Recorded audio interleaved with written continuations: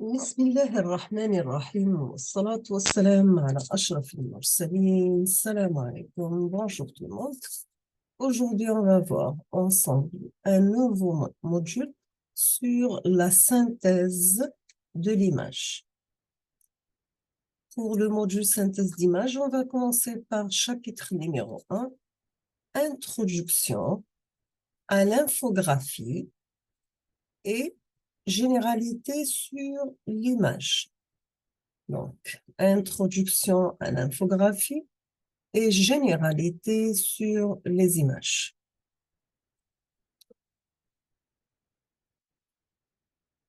On passe.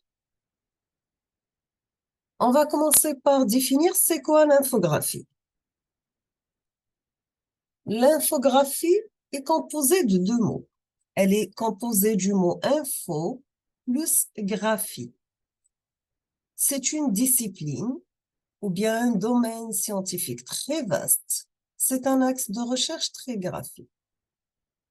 Sur l'infographie, on peut trouver des jeux vidéo, des dessins animés, des CAO, le cinéma, simulateur, réalité virtuelle, visualisation, imagerie médicale, etc. On a dit que le mot infographie est composé de deux mots, info plus graphie. Info, ça vient du mot informer, information, informatique. Graphie, ça vient du mot graphique ou bien graphisme. C'est la représentation graphique de l'information, tout simplement. Donc, c'est le graphisme de l'information. Elle sert à représenter de manière visuelle ou bien graphique des données complexes pour simplifier leur appréhension et leur compréhension.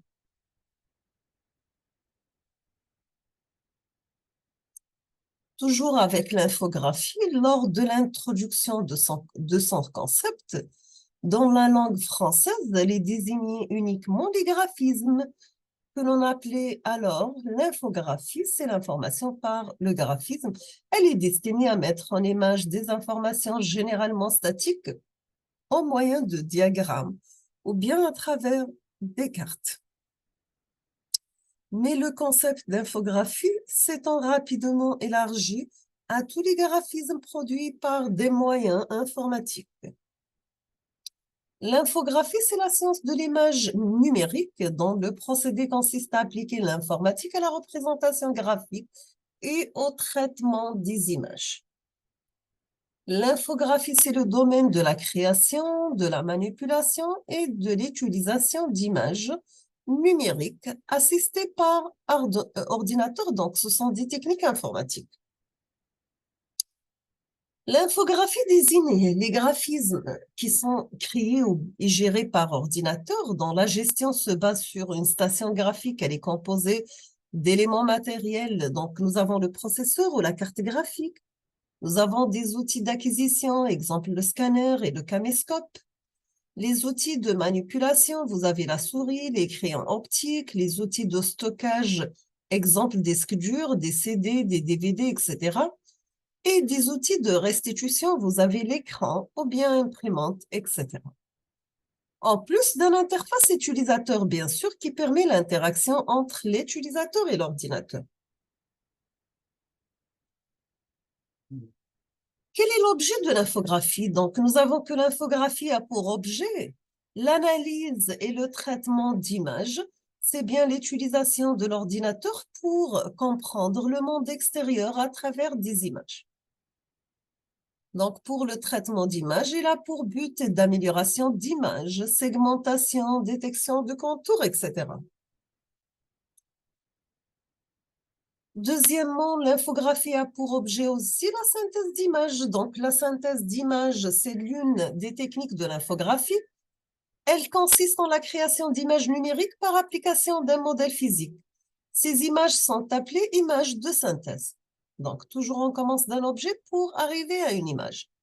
On peut faire la modélisation, c'est bien la représentation mathématique des objets de la scène, ou bien la gestion du module, ce qui doit être vu et comment cela doit apparaître. En plus, la production d'une image, c'est bien sûr rendu à partir de la description du modèle. Maintenant, Maintenant, on passe à des généralités sur l'image, tant qu'on travaille toujours avec des images. On va commencer par définir c'est quoi une image numérique. Une image numérique désigne toute image, peut être dessin, photographie, icône, etc., stockée sous forme binaire, acquise par des dispositifs comme les scanners, les appareils photo ou bien créés directement par des programmes informatiques. On peut définir une image comme étant un ensemble structuré d'informations qui, après affichage sur l'écran, ont une signification pour l'œil humain. Et l'image peut être écrite sous forme d'une fonction fxy telle que xy sont les coordonnées spatiales d'un point de l'image et f est une fonction d'intensité lumineuse et de couleur. Maintenant, côté numérisation de l'image, la numérisation, c'est la transformation de l'image de son mode analogique, peut être distribution continue d'intensité, lumineuse, etc., en une image numérique représentée par une matrice bidimensionnelle de valeurs numériques f, x, y. Sachant que x, y, ce sont des coordonnées cartésiennes d'un point de l'image, sachant et aussi f, x, y, c'est le code de la couleur le point, dans ce point, bien sûr. Si vous avez le point f de 4, 5, donc le code couleur le point 4, 5. Cette numérisation permet de manipuler l'image comme une donnée informatique. Comment faire pour numériser une image? Vous avez que l'opération de numérisation comprend 3 phases. Premièrement, l'échantillonnage, c'est le découpage de l'image en pixels. Deuxièmement, la quantification, vous avez que les lignes sont étudiées les unes après les autres et sur chacune, la valeur de chaque pixel est mesurée. On termine avec le codage, c'est la représentation informatique des valeurs représentant les pixels. Quels sont les deux types d'images numériques? Nous avons soit une image matricielle, c'est une matrice de points, et l'image est représentée comme un ensemble de points élémentaires. Vous avez les pixels les points sont 10 pixels. Pixel, c'est l'élément de base, et chaque pixel est défini par sa position, une valeur numérique indiquant sa valeur. Donc, c'est un ensemble, l'image matricielle, c'est un ensemble de pixels, picture element en anglais, disposé en matrice et chaque pixel peut être codé sur un ou plusieurs bits. Ce sont les images obtenues par un appareil photo ou bien un scanner.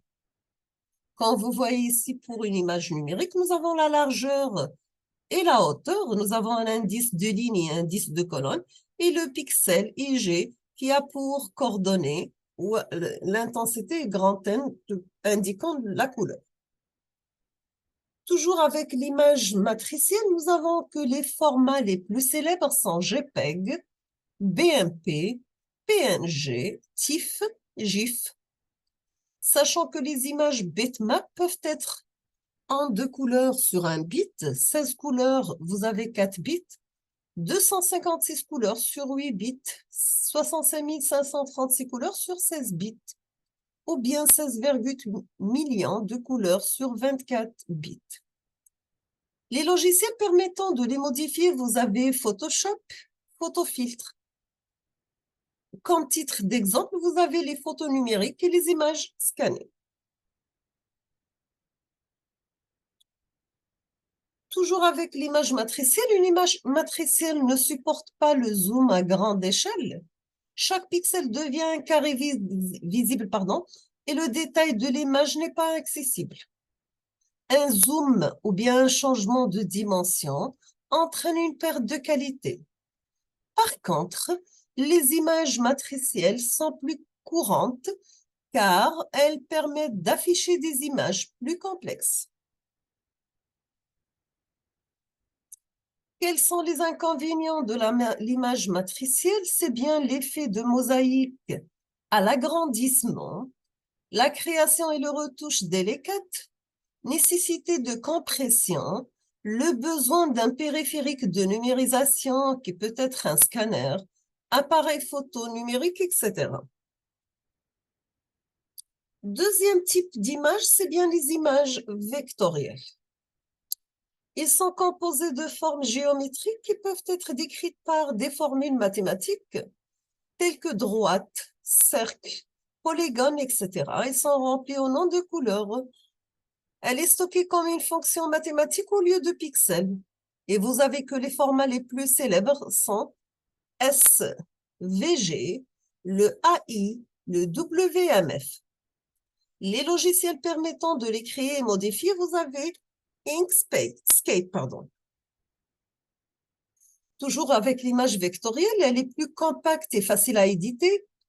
Exemple, un cercle est décrit par les coordonnées de son centre et la largeur de son rayon.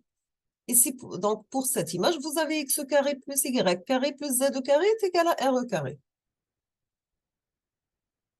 Une image vectorielle permet de représenter des formes simples. Vous avez un grand inconvénient de l'image vectorielle, c'est que l'image ne doit pas être trop complexe.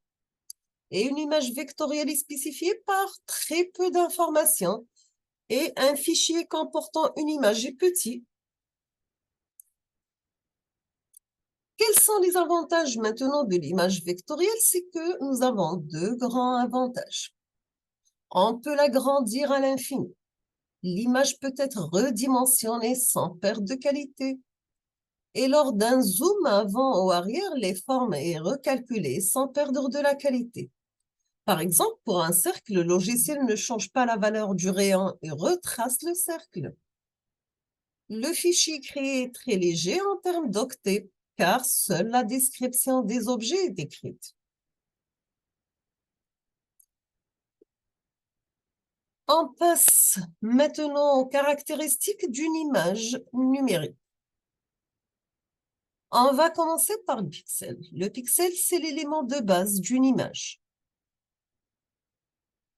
Quand vous voyez ici, donc vous avez un pixel de coordonnées 0, 0. Ici, un pixel de coordonnées 1, 0. Ici, un pixel de coordonnées 0, 1. Le pixel, c'est l'unité de base permettant de mesurer la définition d'une image. Et chaque pixel est représenté, il est localisé par deux coordonnées x, y dans le repère de l'image et d'une valeur vxy représentant sa couleur.